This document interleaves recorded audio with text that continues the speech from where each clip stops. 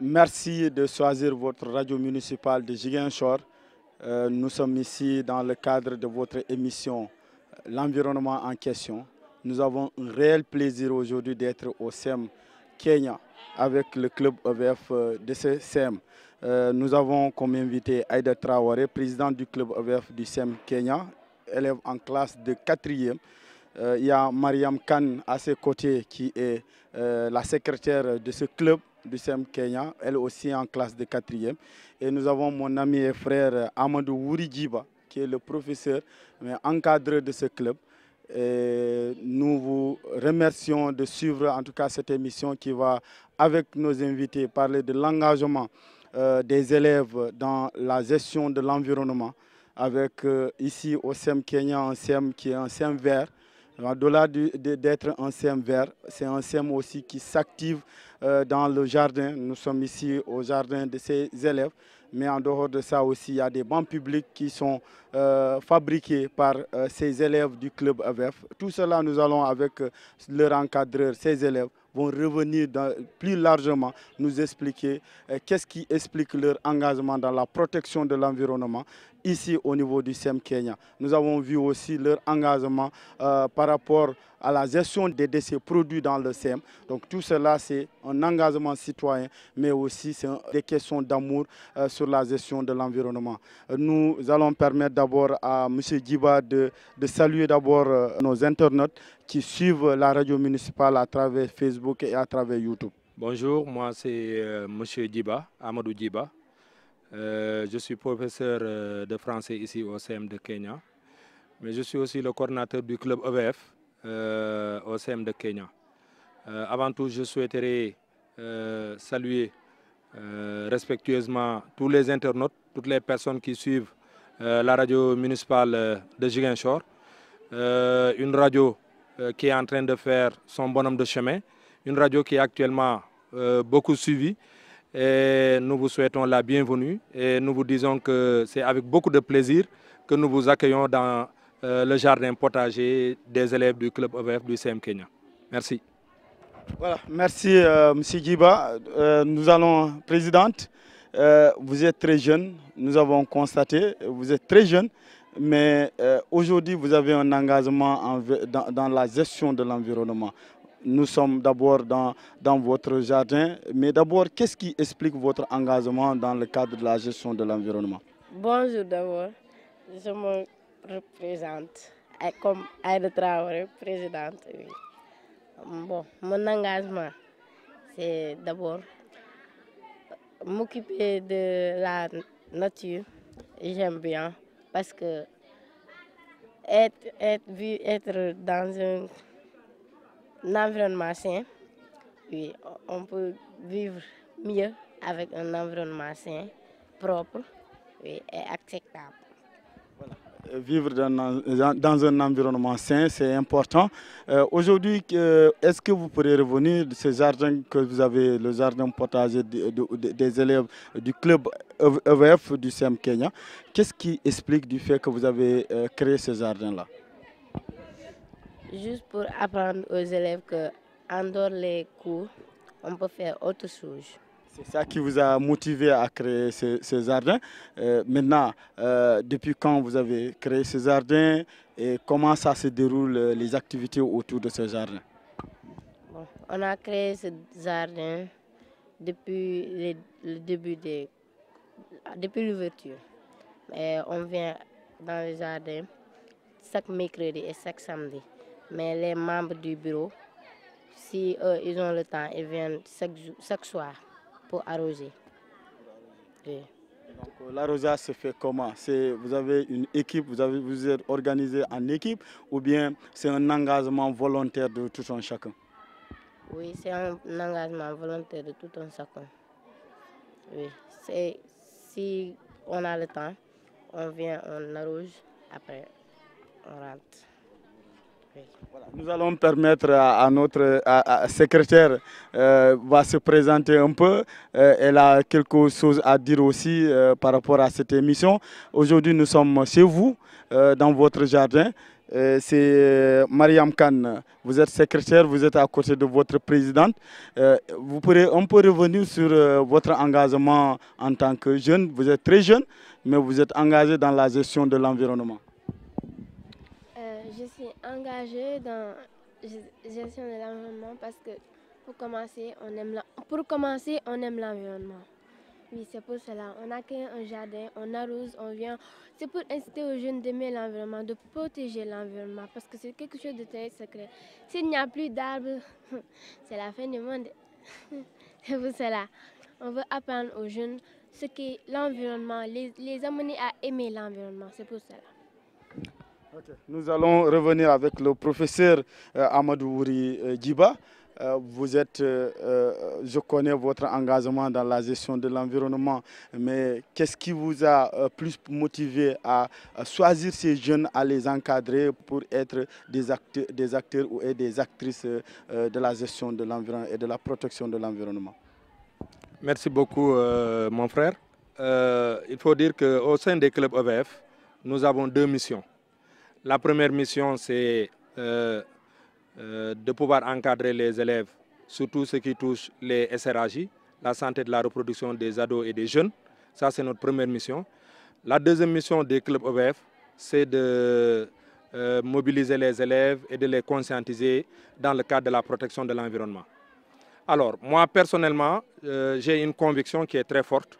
C'est celle de dire que en fait, la protection de l'environnement, elle se fait avec les jeunes. La solution pour protéger l'environnement ici chez nous, la solution c'est d'investir massivement chez les jeunes. Quand je dis investir, ce n'est pas uniquement en termes d'argent, mais dans tous les domaines. Parce que ces jeunes que vous voyez aujourd'hui, d'ici 10, 20 ans, c'est eux qui seront là. C'est eux qui vont gérer le pays. Et ces jeunes-là, il faut qu'ils soient conscients des dangers que court notre environnement et aussi de tous les problèmes qui peuvent venir autour de l'environnement.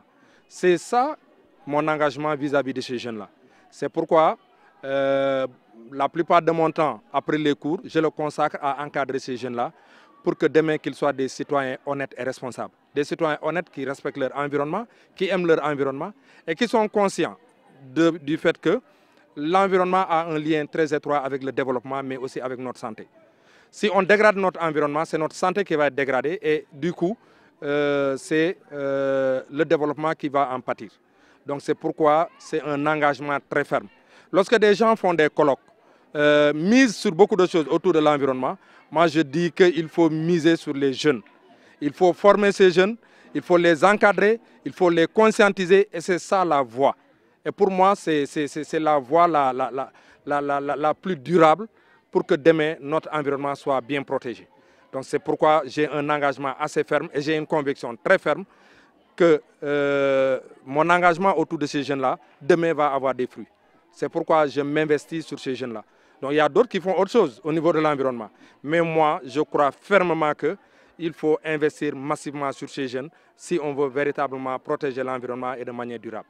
Voilà. Voilà, c'est l'avenir en tout cas dans ce domaine. La protection de l'environnement passera véritablement par la conscientisation de la population. Et pour que cette population soit plus consciente, il faut miser sur la jeunesse. Et votre message est clair. Nous rappelons que vous suivez votre émission L'environnement en question sur la RMZ. Cette émission sponsorisée par le club Changement climatique de Ziguinchor, que nous remercions de passage leur engagement dans la protection de l'environnement à Ziguinchor. Ziguinchor est menacé sur tous les plans, sur le plan environnemental, parce que nous avons vu du côté de Djemberin, la mer avance. Du côté de Ziguinchor, on voit la coupe abusive des arbres dans la commune avec des sentiers qui poussent un peu partout. Les gens coupent les arbres, ne reboisent pas. Dans le Bignona, c'est la déforestation qui est installée. C'est un constat qui est là. Et aujourd'hui, vous, du côté du SEM Kenya, nous avons vu un SEM vert. Qu'est-ce qui peut expliquer du fait qu'un SEM aussi, comme là, c'est vrai, bien placé, mais a préféré être un SEM vert parce qu'ici, il y a beaucoup d'arbres que vous avez eu à planter? Merci beaucoup, mon frère. Il faut dire que notre engagement ne date pas d'aujourd'hui, il date de très longtemps parce que le CEM a été créé en 2004. Et depuis 2004, les élèves qui étaient là, et surtout les élèves du club EVF, ont investi massivement sur, n'est-ce pas, le fait de planter des arbres et de faire de ce CEM un CEM vert. Ensuite, il faut dire que depuis 2017, nous avons aussi, avec bien sûr l'accompagnement de l'institution Panos, qui nous a formés sur la présentation de vidéos. Donc, et depuis 2017, nous avons mis dans les réseaux sociaux une vingtaine de vidéos. Donc nous avons su et nous avons analysé que la plupart des jeunes, on les trouve dans les réseaux sociaux. Et pour les conscientiser, pour parler avec ces jeunes, il faudrait les trouver dans leur milieu naturel et pouvoir discuter avec eux. C'est pourquoi nous avons opté depuis presque 4 ans sur la production de vidéos. Et les élèves ont été formés sur comment faire une vidéo, comment passer un message dans une vidéo, donc comment faire le montage d'une vidéo à partir de son smartphone. Et depuis lors, nous avons produit une vingtaine de vidéos avec des thématiques diverses. Donc dans ces vidéos, nous parlons un peu de la déforestation, vous êtes venus sur ça. Donc Ziguinchor est menacé, parce qu'aujourd'hui on voit que dans la région de Kolda, le désert est presque là. Maintenant, les gens se sont déplacés, c'est à Ziguinchor qu'on est en train de couper véritablement les arbres. Donc on a fait une vidéo sur ça. On a fait aussi une vidéo sur le fait qu'aujourd'hui, les gens ils brûlent beaucoup leurs ordures. Et voilà, et ça aussi on a fait une vidéo pour amener les populations à prendre conscience que si on ne fait pas attention, d'ici quelques temps, à Ziguinchor, il y aura un véritable problème de santé publique parce que les gens ils respirent beaucoup toute cette fumée-là. Donc on a aussi fait des vidéos sur les déchets plastiques. Donc c'est un problème réel à Ziguinchor. Donc cette année même, on a même fait un atelier de recyclage avec les enfants sur les déchets plastiques. Donc dans la cour, vous pouvez voir des pots de fleurs qu'on a fait avec des pneus. Donc tout cela, ça va dans le cadre de cette conscientisation de ces jeunes-là. En tout cas, ici au CEM, nous avons opté pour un CEM vert. Et jusqu'à présent, nous pensons que notre CEM n'est pas aussi vert et nous continuons à reboiser. Parce qu'à partir de cette année, on est en train de miser sur des arbres fruitiers. Et cette année, on a vraiment misé sur le citronnier. On va faire de cet hivernage l'hivernage des citronniers. Parce qu'on s'est rendu compte que le citron coûte très cher à Ziguinchor. Donc il faudrait planter, c'est ça le message. Et on a décidé cette année de planter dans notre CEM une dizaine de citronniers pour, n'est-ce pas, en faire de même. Et on veut acheter aussi des citronniers pour planter dans les autres quartiers. Donc on veut faire de cet hivernage l'hivernage du citronnier cette année. Je vais voir la présidente, votre professeur vous a lancé un défi cette année. Vous allez planter des citronniers. Est-ce que vous ne serez pas des élèves qui, après la fermeture des classes, préfèrent aller en vacances? Non, moi je ne suis pas prêt pour aller en vacances. Okay. Oui. Vous êtes déterminé pour faire cette opération, une opération de réussite? Oui. Je suis prête pour faire de cette opération une opération prête. Oui. D'accord. La secrétaire? Pour l'opération de reboisement cette année? Oui, je suis prête. Vous êtes prête? Est-ce que toute l'équipe est prête? Est-ce que vous avez sensibilisé les autres élèves qui ne sont pas membres du club EVF?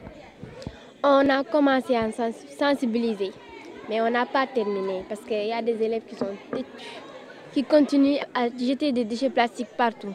Maintenant, on va continuer jusqu'à ce que ces élèves têtus-là deviennent des élèves sages. Voilà. La sensibilisation, elle est revenue sur la sensibilisation par rapport aux déchets plastiques. C'est vrai, quels que soient les efforts de faire des bagues, si les gens ne changent pas de comportement, ça va être extrêmement difficile. Et cette mission, comme elle a dit, elles ont commencé. Mais quelle action que vous, en tant que professeur, l'administration est en train de faire pour accompagner les élèves dans la sensibilisation? Voilà, merci beaucoup. Je pense que cette année, quand même, on a fait beaucoup d'efforts ici parce que les élèves du club EVF, tous les mercredis et tous les samedis, quand ils viennent ici, avant de démarrer l'arrosage, ils font d'abord 30 minutes de ramassage des déchets dans la cour. Donc le gouvernement scolaire, avec son ministre de l'Environnement, ils ont eu à voir cette action et ils sont allés proposer au principal que tous les samedis, après la récréation, qu'on donne 30 minutes aux élèves pour que ceux-ci puissent entrer dans la cour et ramasser tout ce qui est déchets plastiques et le stocker. Si vous regardez derrière, on a stocké là-bas nos déchets plastiques. parce qu'il y a quelqu'un qui nous a dit qu'il pourra venir les ramasser et les recycler après. Voilà, donc on est vraiment dans ça. Et ce qu'on est en train de faire ici, on souhaiterait le transposer dans les quartiers. Que ces jeunes, de temps en temps, qu'ils sortent, même si c'est pour 1 heure de temps, que les jeunes sortent et ramassent dans les environs de leur maison. Donc ça nous permettrait de les stocker quelque part et les gens viendront ramasser ces plastiques-là. Parce qu'aujourd'hui, le plastique, c'est de l'argent. Il y a des gens qui le valorisent et qui l'achètent. Donc le déchet plastique, normalement, il est recyclable à jamais. Donc tu l'utilises, après utilisation, tu peux le recycler pour autre chose. Donc eux-mêmes, ils ont vu cette année qu'avec les pneus qu'on jette partout là, on peut les utiliser pour faire autre chose. Parce qu'ici, on les a utilisés pour faire des pots de fleurs, mais aussi on a utilisé les cercles là pour faire des décorations dans les classes. Donc ils ont vu et ils ont compris que nos déchets, on peut leur donner une seconde vie. Ce n'est pas parce que ce sont des déchets que ça va pourrir comme ça et nous pourrir aussi la vie. On peut donner à ces déchets une seconde vie et ils le savent. C'est pourquoi on a organisé ici toute une journée que les élèves, ce sont les élèves eux-mêmes, ils ont cotisé pour passer une journée où ils vont apprendre à recycler les objets plastiques. Voilà. Donc comme je vous l'ai dit, misons sur ces jeunes et demain nous aurons une ville propre, une ville durable. Mais pour terminer, j'ai été contacté par le président de l'ASC Castors qui me dit que cette année vraiment, ils sont engagés pour faire de Castors un quartier vert. Et ça, j'aimerais que Castors soit notre première expérience cette année. Que tous ces élèves du CM Kenya soient mobilisés pour reboiser Castors et que Castors soit un quartier vert. Donc le concept éco-quartier, je pense que cette année, on fera tout pour que Castors soit le premier quartier vert de Ziguinchor. Et ça, le club EVF compte y jouer un rôle extrêmement important. J'ai déjà commencé à discuter avec le président de l'ASC Castors et ensemble, on va continuer les discussions. Les élèves qui seront à Ziguinchor, qui n'iront pas en vacances, on va les mobiliser pour que Castors soit le lancement des quartiers verts et que tous les autres quartiers puissent suivre après. Mais cette année, on est déterminé à ce que Castors soit un quartier vert. Et comme on vous l'a dit, on fera de sorte qu'on plante dans ce quartier beaucoup de citronniers, que ce soit des arbres fruitiers. Voilà, merci beaucoup. Je pense que Mamdia viendra à Castors parce qu'il aime beaucoup les citronniers. Ouais, c'est mon caméraman. Il aime beaucoup les citronniers, donc je sais qu'il viendra habiter à Castors, comme il aime déjà Castors. Voilà, donc nous allons continuer cette émission parce qu'il y a beaucoup de projets du club EVF du CM Kenya dans le domaine de l'environnement et nous avons constaté des actions, même en faisant une visite ici. Et c'est ça qui nous a motivés, hein. C'est le premier SEM que nous avons eu à visiter pour faire une émission avec les élèves. Parce que nous avons constaté en réalité que c'est un SEM vert, un SEM qui est en train de s'activer véritablement dans le domaine de l'environnement. Mais je vais revenir un peu avec la présidente qui me semble un peu timide aujourd'hui. Peut-être voilà, ce sont les vacances qui s'annoncent. Mais présidente, vous allez un peu nous parler de cette formation dont a fait l'objet votre professeur, la formation en recyclage. Il faut nous expliquer comment vous avez passé la journée et comment ça s'est passé, l'expérience que vous avez vécue par rapport à cette question. Bon, ce jour-là, ça s'est bien passé parce qu'on s'est bien amusé, oui, on a bien appris aussi, oui. Quelle est l'importance de ce que vous avez appris? Comment vous avez trouvé cet apprentissage? C'était très intéressant car on nous a appris qu'on doit donner une seconde chance aux déchets parce que, bon, quand on utilise nos déchets, après avoir utilisé, on doit recycler pour après les réutiliser encore. Oui. Aujourd'hui, vous pourrez nous expliquer un peu comment vous avez fait avec les pneus pour faire la décoration? Oui. Bon. On a pris les pneus, on a coupé d'abord, et après on l'a tourné, après on a pris un autre pneu pour les coller ensemble, après on a coloré avec de la peinture. Oui. Et ça donne, comment vous avez trouvé ça lorsque vous êtes en classe? C'est joli ou bien? Oui, c'est très joli. Et maintenant, les poubelles que vous avez créées à travers ces pneus, est-ce que les élèves respectent un peu ceux qui boivent? Est-ce qu'ils viennent lancer le sachet dedans? Donc, bon, moi, quand je vois quelqu'un jeter ses déchets dedans, je l'arrête tout de suite. Je lui dis de venir et de récupérer ça. Oui. Vous surveillez chaque fois ce que vous avez eu à faire au niveau du SEM? Oui, on surveille à chaque fois. Voilà. Je reviens avec le professeur. Le jardin, on peut savoir l'idée est venue, est-ce que des élèves ou bien c'est vous qui avez eu à conseiller les élèves à faire ce jardin dans lequel on se trouve? Voilà, merci beaucoup. L'idée du jardin nous est venue d'une relation que nous avons cette année. Il y a une ONG qui nous a vus à travers les réseaux sociaux, qui a vu nos publications, qui a vu nos vidéos, et une ONG de la place à Ziguinchor qui s'active dans l'environnement. Et l'ONG s'est rapprochée de nous pour d'abord nous féliciter du travail que nous sommes en train de faire ici et nous proposer un partenariat. Donc dans ce partenariat, il fallait travailler avec l'ONG, mais aussi une association qui est en France, qui s'active aussi dans le domaine de l'environnement, qui encadre aussi là-bas des élèves. Donc l'ONG s'est rapprochée de nous et nous avons essayé de voir dans quel sens nous pouvons travailler. Et au départ, nous avions ficelé 2 activités avec cette ONG. C'est-à-dire travailler avec des élèves de France sur un jardin potager. Nous, on va faire un jardin potager. Eux aussi, c'est un SEM qui est à Nice et un autre qui est à Bordeaux. Eux aussi, ils vont faire un jardin potager. Donc ensuite, il y aura des correspondances scolaires entre nos élèves et les élèves de France. Mais toujours dans le domaine de l'environnement. Donc c'est comme ça que l'idée a été lancée. Et l'association-là, qui est en France, nous a appuyés, nous a donné 500 €, c'est-à-dire à peu près 320 000. Donc c'est avec cet argent-là que nous avons lancé le jardin. Mais ici, sur place, au départ, nous avions 2 activités. C'était le jardin et les correspondances scolaires. Mais nous nous sommes dit que ce projet, on pouvait l'étoffer, on pouvait l'enrichir pour que demain, ça fasse tache d'huile ailleurs. C'est pourquoi on a greffé dans le projet certaines activités. Et 2 grandes activités. Première activité, ce sont les ateliers qu'on va faire ici à l'école. Et les autres, ce sont les visites pédagogiques. Et les ateliers, on en a fait 2. Notre premier atelier, ça portait sur les objectifs de développement durable. Les 17 objectifs de développement durable. Et nous avons fait ça avec le club changement climatique de l'université et avec d'autres associations qu'on avait ici. Les étudiants se sont déplacés, sont venus ici et nous avons fait un atelier avec les élèves ici. Un atelier très riche où nous avions pratiquement tout ce qui tournait autour de l'environnement. Donc ils sont venus parler aux enfants là des ODD. Donc le deuxième atelier que nous avons fait ici, c'est l'atelier qui porte sur le recyclage des déchets plastiques. Donc au-delà de ça, nous avons fait des visites pédagogiques.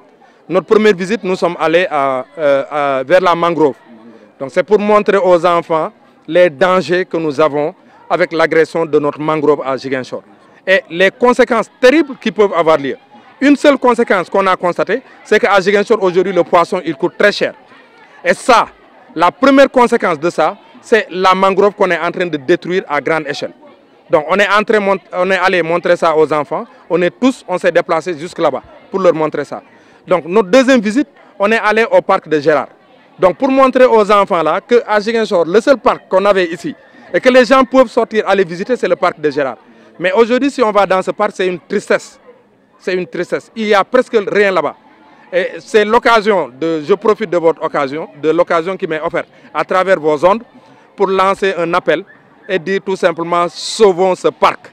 Parce que le parc de Gérard, ce n'est pas un parc qui appartient à Gérard, c'est un parc qui appartient à Ziguinchor. Aujourd'hui, si tu as un étranger qui vient, si tu veux sortir pour visiter quelque part, mais c'est le parc de Gérard. Mais le parc là est en train de mourir à petit feu. Et j'ai amené les élèves là-bas pour qu'ils puissent voir comment le parc là était hier et comment il est aujourd'hui. Donc on a fait une visite là-bas. Donc notre dernière visite, nous l'avons faite il n'y a pas 2 semaines. On est allé voir le roi de Moulomp. Après le roi de Moulomp, on a vu la maison à étage, la casa impluvium et on est allé au Cap Screen. Rien que pour montrer à ces enfants-là que si tu travailles, tu as besoin de récompenses. Donc après tout ce qu'ils ont fourni cette année, après tout le travail que ces enfants ont fait, nous nous sommes dit qu'il fallait les récompenser. Et nous avons fait notre dernière activité il y a presque 1 semaine de cela.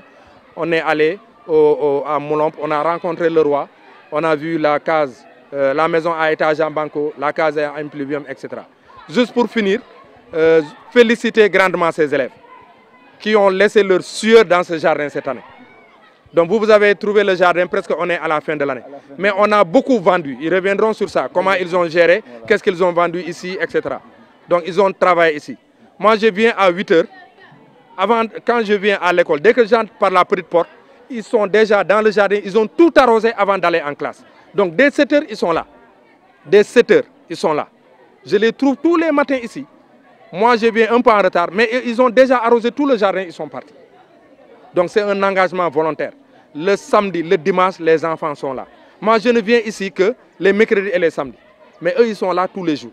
Donc c'est des enfants qui ont montré une détermination et un engagement que je tiens à saluer, n'est-ce pas? Et dire que ça, ce sont des jeunes leaders. Et ces jeunes-là, nous, on les forme pour que demain, qu'ils puissent savoir qu'ils doivent donner leur sang et leur sueur pour la communauté. Parce que ce qu'ils font ici, ce n'est pas pour leur poche, c'est pour la communauté. Donc c'est ça notre ambition. Et ils le savent. C'est pourquoi quand j'entre dans la petite porte et que je leur vois le matin, avant 8 h, qu'ils viennent se mouiller ici avant d'aller en classe, c'est une fierté. Je me dis qu'on peut espérer pour des lendemains meilleurs. Voilà, je rappelle que nous sommes ici au CEM Kenya pour l'émission L'environnement en question. Nous remercions notre partenaire, le Club Changement Climatique de Ziguinchor, qui nous accompagne dans la réalisation et la diffusion de cette émission. Toujours avec les élèves du club EVF de SEM Kenya, la présidente et la secrétaire. Je vais un peu taquiner la secrétaire avec qui j'habite dans le même quartier. Vous pourrez revenir vos activités dans ce jardin et comment vous vous êtes débrouillé et l'économie, comment vous vous êtes débrouillé pour vendre les produits que vous avez eu à accueillir ici. Comme M. Diba l'avait dit, on a fait des visites. On est allé chez les mangroves. Moi, ce qui m'a choqué, c'est que j'ai vu que c'était sale. Il y avait des déchets partout. Et l'eau aussi n'avait pas sa couleur. Elle n'était pas propre du tout. Oui. On est aussi allé faire une visite, c'est Tonton Chérif, le musée des déchets plastiques. C'est un étudiant qui lui aussi combat les dangers qui menacent l'environnement. Il a mis en place un musée où il met tous les déchets qu'il y a. Les déchets plastiques, les déchets en verre, les déchets électroniques, tout ça. Il combat. Et il vient aussi ici tous les mercredis pour nous aider à ramasser les déchets. Il amène et recycle. Oui. On a aussi fait des ateliers. Les ateliers, on a fait des pots de fleurs. Moi-même, je me demande si je ne vais pas faire une à la maison. Oui. Maintenant, pour votre jardin? Notre jardin, on a fait un jardin. Au début, il y avait beaucoup de choses. Il y avait même des carottes là-bas, mais on a enlevé. On a beaucoup vendu. Oui. Comment vous faisiez la commercialisation de vos produits? Nous, on vendait ça aux professeurs de l'école. On prenait, on cueillait et on amenait directement. Sinon, si on les demandait, il y a des nailles là-bas. On les donne, on les vend, ils nous donnent l'argent. Parfois même, on donne après ils nous donnent l'argent. Oui, c'est ce qu'on faisait. Tu me disais que tu as envie de faire chez toi. Est-ce que dans ton quartier, tu peux initier à former des jeunes élèves comme toi? Je peux, mais vous savez, comme je l'avais dit, il y a des gens vraiment qui l'environnement, ça ne les intéresse pas du tout. Et ce sera très difficile, oui, de le faire avec eux. Mais si, comme l'a dit M. Diba, les grandes vacances, je ne sais pas si je vais y aller. Je veux, mais je ne sais pas. Mais si je ne vais pas, on va ensemble faire on va planter dans tout le quartier. On va planter des citronniers, tout ça. Ma mère même, elle dit qu'elle veut des citronnelles. des corossol, que je dis. Je reviens avec la présidente aussi. Présidente, cette formation et ces visites que vous avez eues, qu'est-ce que vous avez retenu? On ne dit pas un président tue, on ne tutoie pas un président. Donc, présidente, qu'est-ce que vous avez retenu par rapport à ces visites que vous avez eues à effectuer dans les mangroves, chez le roi et tant d'autres formations que vous avez eues à bénéficier en tant qu'élève? Bon, moi je dis comme par exemple le problème de la mangrove, qu'il ne faut pas jeter. Car si on jette, on ne met pas en danger la mangrove, mais on se met nous-mêmes en danger. Parce qu'en réalité, les poissons qui vivent dans l'eau c'est nous qui les mangeons. Donc si on détruit la mangrove, on se détruit nous-mêmes. Donc je dis qu'il ne faut pas jeter, mais on peut recycler et on peut même réutiliser aussi. Oui.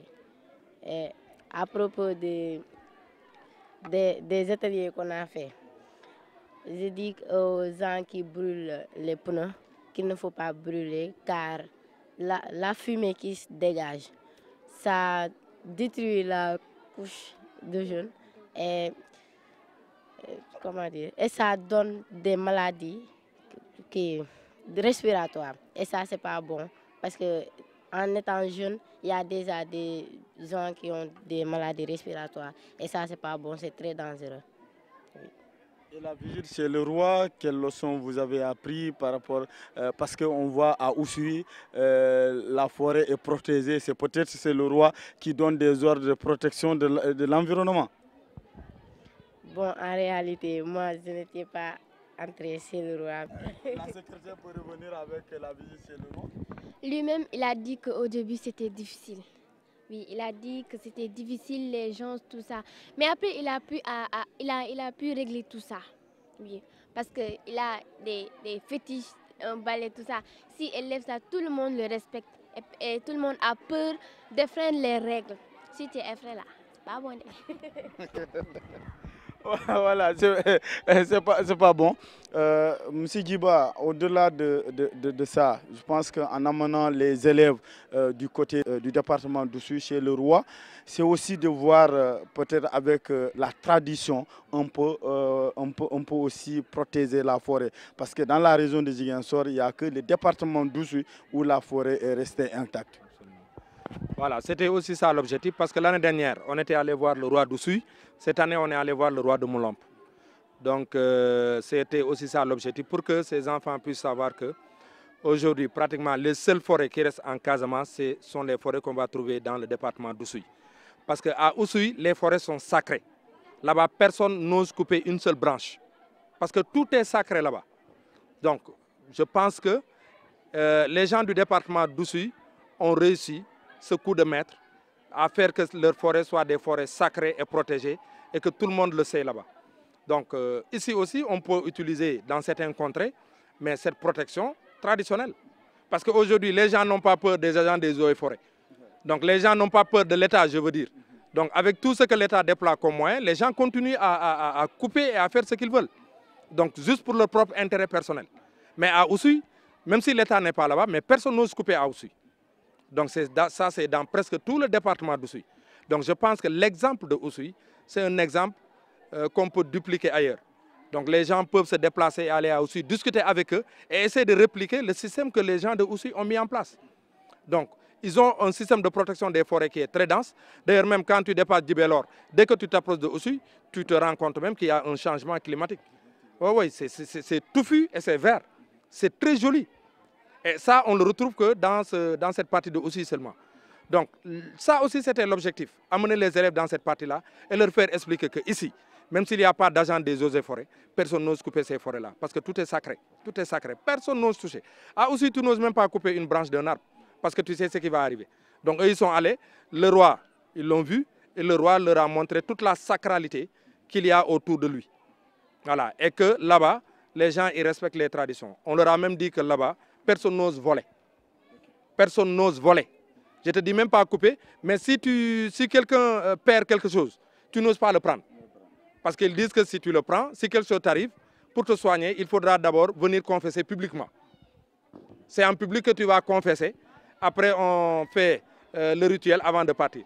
Et généralement, on dit que ces gens-là, après, ils ont honte, ils quittent le village. Parce que le fait de t'amener en public et de confesser, c'est moi qui ai volé ceci, etc. Donc la personne, après guérison, il y a des personnes qui préfèrent quitter le village parce qu'il y a la honte et tout qui est là. Donc ce qui fait qu'eux, ils ont là-bas des lois assez strictes, des lois traditionnelles assez strictes. Et ça, on peut l'utiliser pour protéger l'environnement. C'est une bonne pratique, je pense. Ouais. Voilà, c'est une bonne pratique, nous avons vu, et c'est une réalité. Mais nous allons revenir encore dans votre SEM parce que cette éducation des jeunes que vous avez initiée, Ces jeunes, souvent, sont issus des quartiers environnants. Quelle relation le SEM est en train de tisser avec ces quartiers qui sont autour du SEM du Kenya? Voilà, merci beaucoup. Ça, c'est une question extrêmement pertinente. Parce qu'en fait, aujourd'hui, on est dans le concept école-communauté. Parce que le CM, c'est le CM de la communauté. Si vous vous rappelez, Président, l'année dernière, le club EVF a eu à faire un don de matériel quand il y avait le problème du corona. Donc ça, c'était juste une action et une activité pour faire comprendre à la communauté que l'école leur appartient. Les enfants qui sont là, ce sont des enfants de la communauté, ce ne sont pas des enfants de l'école. Donc dans le domaine de l'environnement, depuis l'année dernière, nous peinons à reboiser le terrain de Kenya qui est là. Si vous regardez, c'est un terrain qui est totalement dégagé, il n'y a presque pas d'arbres. Et l'année dernière, on était prêt à reboiser le terrain, mais des notables du quartier sont venus nous dire qu'il y a la mairie qui va faire là-bas des aménagements, terrain basket, handball, etc. Et ils nous ont demandé de patienter. Et depuis l'année dernière, nous patientons parce qu'ils nous disent que voilà, ils ne savent pas là où ils vont occuper, etc. On n'a qu'à attendre qu'ils viennent mettre leurs limites. Après, nous, on pourra venir reboiser. Donc c'est ça qui nous a bloqué depuis l'année dernière, qui a fait que depuis l'année dernière, le terrain n'est pas reboisé. Parce que le terrain là, l'école utilise ce terrain. Et les gens souffrent énormément. Parce que imaginez les cours d'EPS qui se font de 8h à midi. À 10h déjà, il fait extrêmement chaud. Donc comment les élèves peuvent tenir de 10h à midi avec cette chaleur au niveau du terrain? Il n'y a aucun arbre. Le terrain, il n'y a pas d'arbre dans le terrain là. Il n'y a aucun arbre. Donc ça, c'était vraiment un challenge. Et jusqu'à présent, nous n'arrivons pas à le faire. Je ne sais pas. Mais cette année, on va voir avec l'hivernage là, peut-être en relation avec les jeunes et avec aussi les gens de la mairie, on pourra parvenir à reboiser le terrain là. Donc l'autre activité, comme je vous l'ai dit, cette année, on est engagé à accompagner le quartier Castor dans son projet de reboisement. Parce que je vois que l'ASC a un projet ambitieux de reboisement. Et cette année, nous sommes déterminés à accompagner cette ASC là dans tout ce qu'ils feront dans le domaine du reboisement et dans tout ce qu'ils feront dans le domaine de l'environnement. Donc, nous sommes extrêmement ouverts et c'est ça notre credo. Nous sommes prêts et engagés à accompagner toute initiative qui viendra des quartiers. Nous sommes prêts à aller reboiser partout où on fera appel à nous. Voilà. Voilà. Comme vous l'avez expliqué, au-delà de l'environnement, en tout cas, vos actions sont la santé et l'environnement.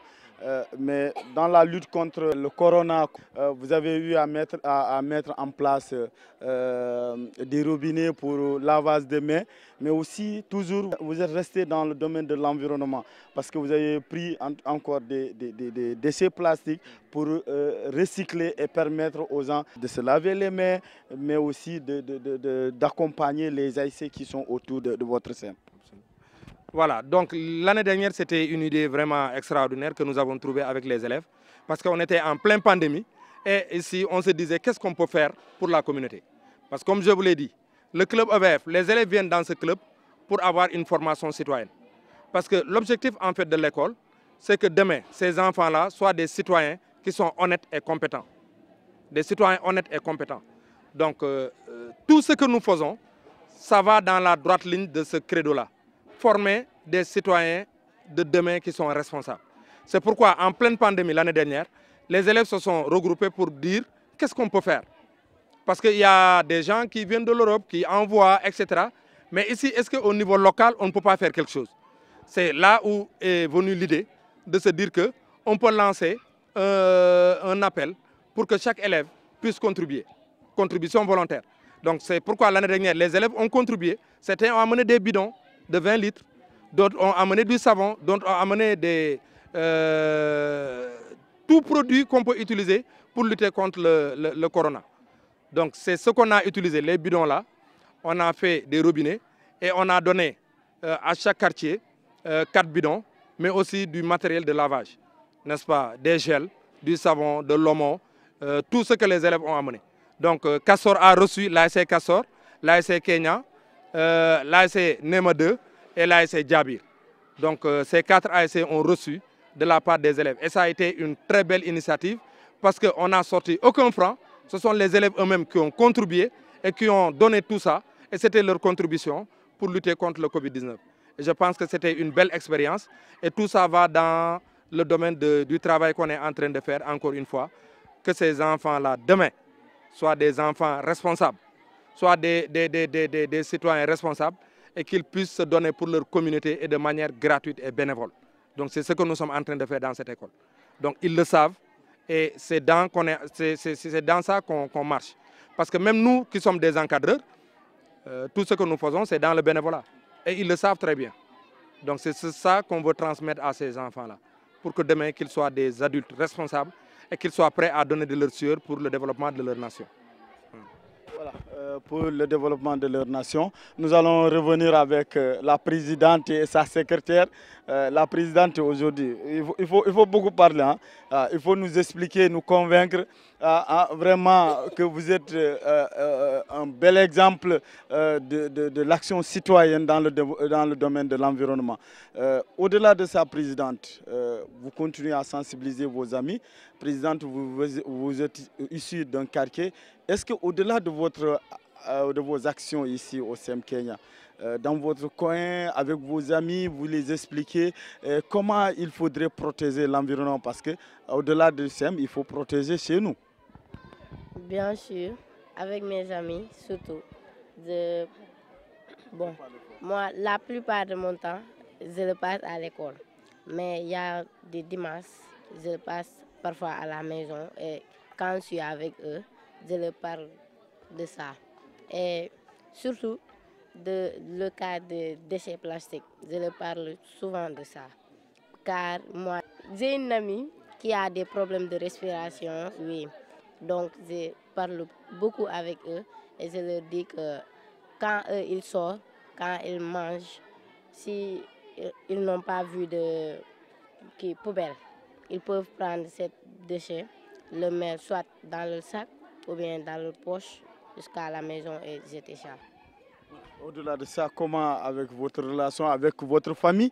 Peut-être maman n'est pas initiée dans la gestion de l'environnement, mais sa fille est présidente du club EVEV. Comment ça se passe l'environnement à la maison, les discussions sur les questions environnementales?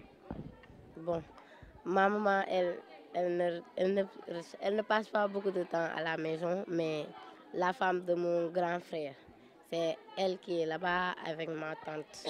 Donc je suis avec eux là-bas à la maison. Je passe beaucoup de temps avec eux à la maison et je leur fais part aussi de ça. Tu les expliques comment gérer les ordures biodégradables et les déchets plastiques?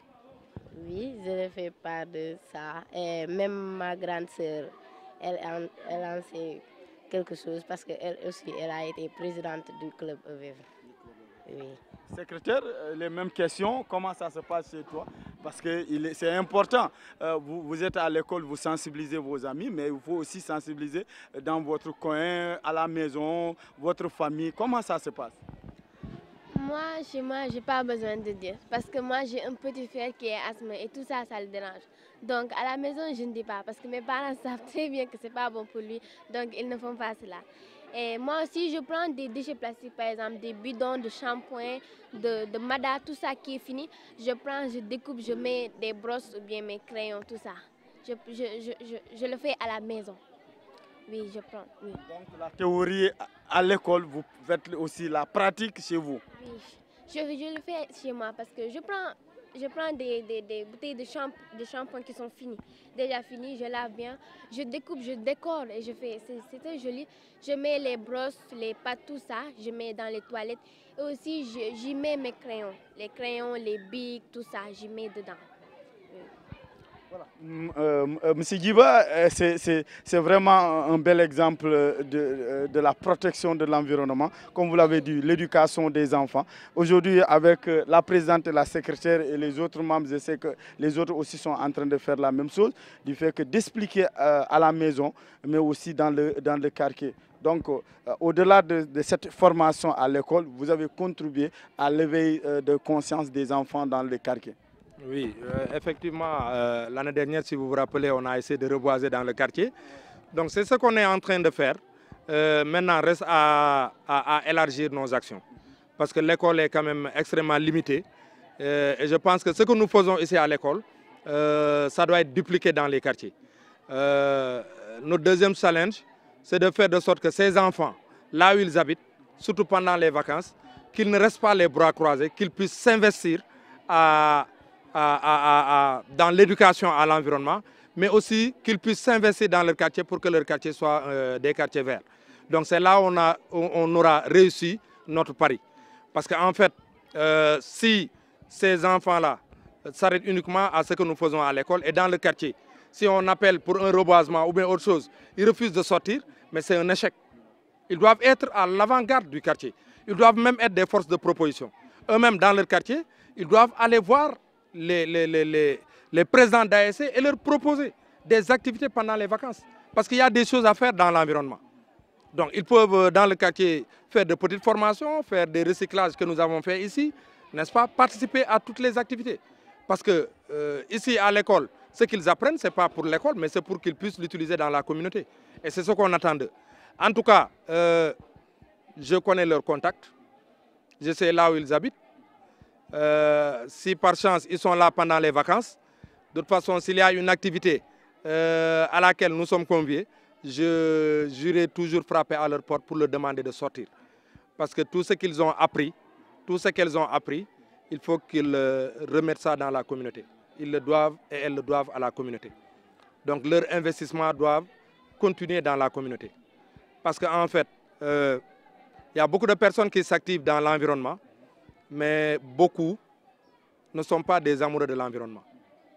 Ils se servent de l'environnement au lieu de servir l'environnement. Parce qu'aujourd'hui, l'environnement aussi, c'est un fourre-tout. Et il y a beaucoup de personnes qui savent capter des fonds.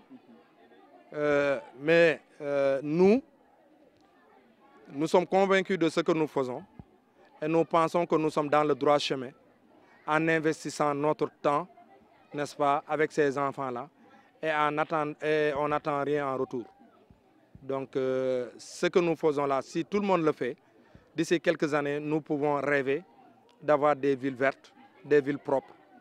Mais si on continue avec ces réunions interminables, ces sommets, ces forums, ces je ne sais quoi là, mais pour moi, c'est une vraie perte de temps. L'argent là, ils n'ont qu'à mobiliser ça et aller former les enfants là. Qu'ils les trouvent dans les écoles, qu'ils les trouvent dans les quartiers, qu'ils les trouvent partout et former ces jeunes là.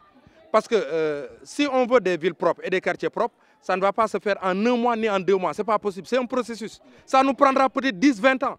Mais si on est patient et on est conscient de ce que nous faisons, nous allons y arriver. Donc quand on voit aujourd'hui le Rwanda, ville propre, etc., on le cite en exemple partout, mais ça ne s'est pas fait en un jour. Ils ont pris du temps pour éduquer, sensibiliser, conscientiser. Ça prend beaucoup de temps. Et c'est pourquoi moi je demande, et je lance encore cet appel-là, qu'ils puissent investir massivement sur les enfants. Qu'on trouve ces enfants dans les écoles, dans les quartiers, qu'on mette là-bas de l'argent, qu'on puisse les former et qu'on puisse les conscientiser. Si on arrive à mettre l'amour de l'environnement dans la tête et le cœur de ces enfants-là, on peut espérer d'ici 10 ans avoir des villes propres. Sinon, on se fatigue. On se fatigue. On va continuer dans cette saleté-là, on va continuer à agresser l'environnement et tout ce que nous allons faire ne servira à rien du tout. Parce que quelqu'un qui n'est pas conscient, mais il va continuer à faire ce qu'il fait. Quand je vois quelqu'un qui boit de l'eau avec un sachet et qui jette, mais j'ai le cœur meurtri. Et quand je vois si c'est un adulte, mais c'est terrible. Il suffit d'organiser une petite fête, juste après la fête et de voir un peu le décor. Et ce sont des adultes qui ont fait ça. Donc ce sont des gens mais qui ne sont pas conscients de ce qu'ils font. Donc c'est pourquoi c'est difficile d'éduquer un adulte, mais les enfants là, ils sont perfectibles. On peut les éduquer, on peut leur parler. Mais parler à des adultes, ils ne vont même pas t'écouter. C'est pourquoi moi je mise sur les enfants là. Et en espérant que d'ici 10 ans, il y aura quelque chose qui va se passer. Il y aura un déclic qui va se passer. Mais ces adultes-là, moi je pense qu'ils ont déjà fini. C'est pourquoi je mise sur les enfants. Et je continuerai à toujours croire que la vraie lutte, c'est avec ces enfants-là. Misons sur ces enfants si on veut que l'environnement demain, que l'on puisse avoir un environnement sain. Sinon, on se fatigue. Voilà. Est-ce que vous ne pensez pas, dans cette solution, que l'État du Sénégal doit revoir, comment vous le dites les enseignants, le programme scolaire, intégrer l'éducation à l'environnement dans le programme scolaire? Effectivement, ça c'est vraiment primordial. L'éducation à l'environnement est extrêmement importante. Parce qu'il faut que les gens puissent comprendre que l'environnement a un lien étroit avec le développement. le Sénégal ne sera jamais émergent tant que les questions liées à l'environnement ne seront pas réglées. C'est lié. Les questions d'environnement sont liées à des questions de santé, c'est lié à des questions d'économie et c'est lié à d'autres questions. Donc c'est quelque chose qui est global. Si on pense qu'on pourra être émergent avec des populations qui n'ont aucune conscience sur l'environnement, mais tout ce qu'on va mettre en place, les populations vont gâter. Ça n'ira nulle part. Donc l'éducation à l'environnement doit être au cœur du système et on doit le mettre. Et c'est aussi l'occasion de lancer un appel en direction de la mairie. Il y a une commission chargée de l'environnement.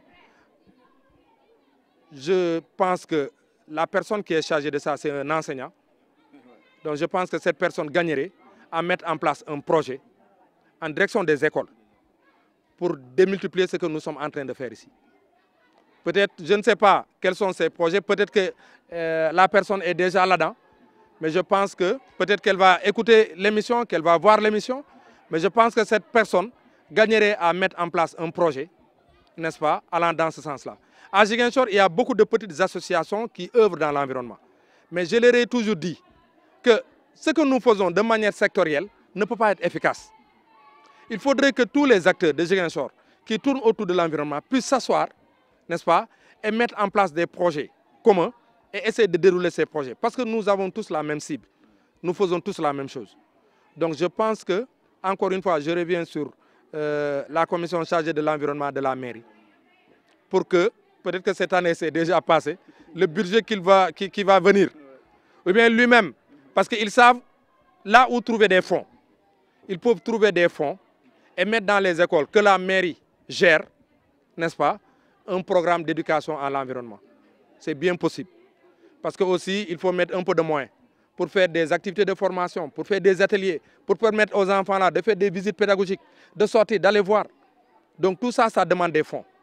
Donc tout ça, ça demande de mettre un projet bien ficelé et bien pensé pour le mettre en direction des écoles et dans chaque école de la commune, qu'il y ait là-bas une activité allant dans le droit chemin de l'environnement. Donc ça, c'est un appel que je lance. Le gars, je ne le connais pas. Peut-être que je vais le rencontrer un jour. Peut-être qu'on va discuter un jour autour de ça et peut-être voir dans quel sens on pourra travailler ensemble. Parce que moi, je suis déterminé et engagé tant qu'il s'agit des enfants. Voilà, merci. Voilà, merci. Je pense qu'il suit souvent la radio municipale de Ziguinchor. C'est Moustapha Goudiaby, un ancien professeur. Il était principal aussi, il est à la retraite et c'est un éducateur. Je pense qu'il va prendre cela en compte et passer. Parce que la fois dernière, je le disais, il y a un exemple, un SEM qui est du côté de Kenya, qui est un SEM exemplaire avec son club EVF. Mais au-delà de ça, il y avait des formations avec la création de bancs publics à partir des pneus. Est-ce que le club EVF du SEM Kenya a démarré cette activité? Oui, l'activité là, nous l'avons démarré. Si vous regardez dans la cour, il y a beaucoup de pots de fleurs. Cette activité, on va continuer cette activité. Comme on vous l'a dit, notre ambition, c'est d'avoir le CM le plus joli. Pas de Ziguinchor, mais du Sénégal. C'est ça que nous sommes en train de faire. Donc l'année prochaine, nous allons embellir le CM en mettant des fleurs devant chaque classe. Donc ça, c'est un projet qu'on va faire l'année prochaine. Donc les pots de fleurs, on va continuer ça. Mais aussi, on va augmenter les bancs publics à travers les pneus. Donc on a quelques pneus qu'on a stockés quelque part. Ces pneus-là, c'est pour augmenter des bancs publics ici au niveau de l'école. Donc comme on vous l'a dit, notre ambition, c'est que ces élèves puissent avoir du plaisir à venir dans le CM. Que l'école ne soit plus une contrainte où l'élève, quand il se lève le matin, il est découragé, il est fâché pour aller dans l'école. Voilà. Mais quand tu as une école qui est très jolie et tout, les gens sont pressés d'aller dans l'école là. Et notre ambition, c'est ça. Travailler avec ces enfants à embellir l'école.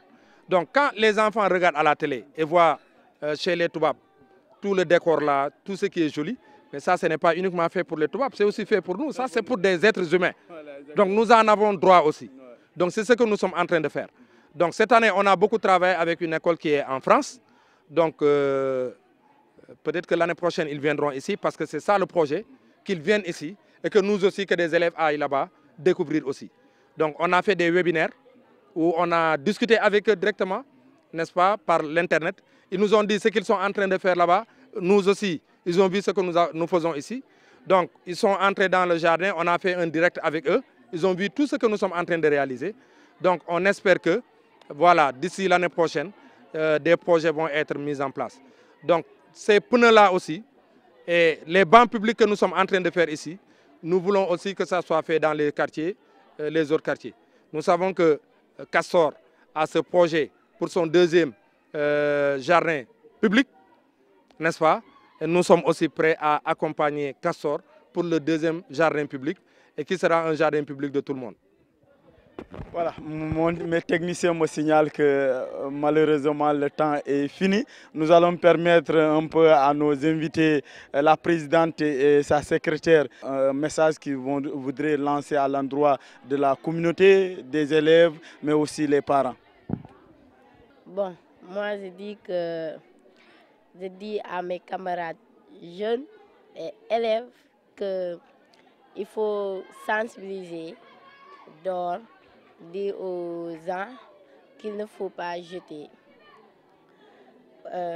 qu'il faut stocker quelque part et voir qu'est-ce qu'on doit faire de ça.